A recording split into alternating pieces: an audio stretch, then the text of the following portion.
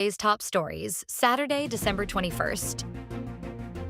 Garen says the spike in tuberculosis cases in Tondo is alarming, citing a lack of medicine. Former Department of Health Secretary turned Congresswoman Jeanette Garin has described as alarming the sudden spike in the number of tuberculosis cases in Tondo, Manila. Garin warned the public to take extra precautions after doctors group Médecins Sans Frontières revealed that 1,280 residents in Tondo were infected with TB.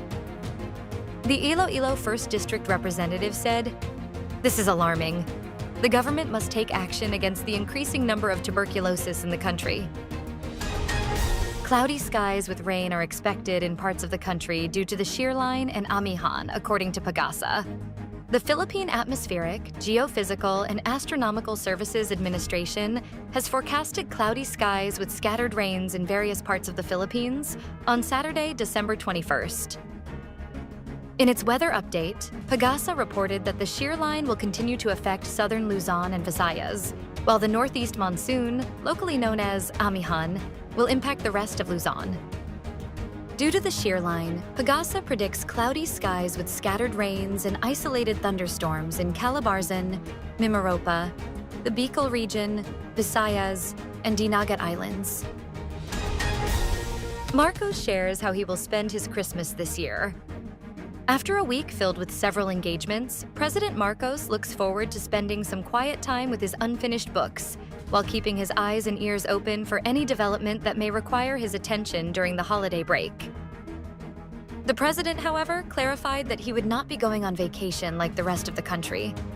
He said he will be in Manila on Christmas Eve and Baguio on Christmas Day.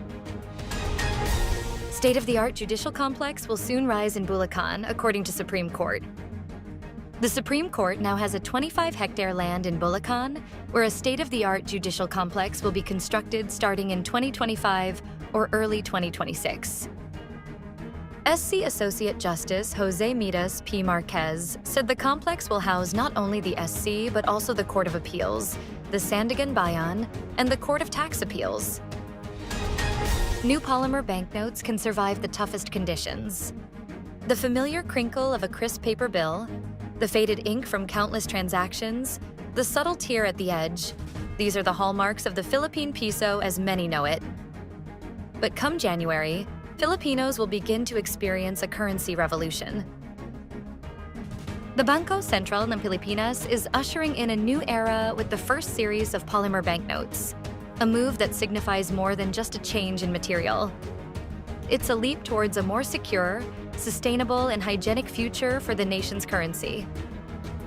Imagine pulling out a banknote that feels smoother, almost plastic-like, and noticing intricate details that shimmer under the light. This is the promise of the new polymer piso. Gary Valenciano's concert was cut short after he vomited 8 times before the show. Mr. Pure Energy Gary Valenciano had to cut short his concert at the Smart Araneta Coliseum in Araneta City on Friday, December 20th, after vomiting 8 times before the show. This was revealed by Angeli Pangilinan, Gary's wife, in a series of Facebook posts. Angeli declared that her husband was safe, stating he was dehydrated. In her first post, Angeli mentioned that Gary had vomited before the show.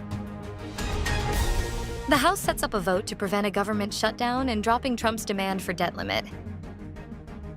Veering toward a midnight Friday government shutdown, House Speaker Mike Johnson proposed a new plan that would temporarily fund federal operations and disaster aid, but punted President-elect Donald Trump demands for a debt limit increase into the new year.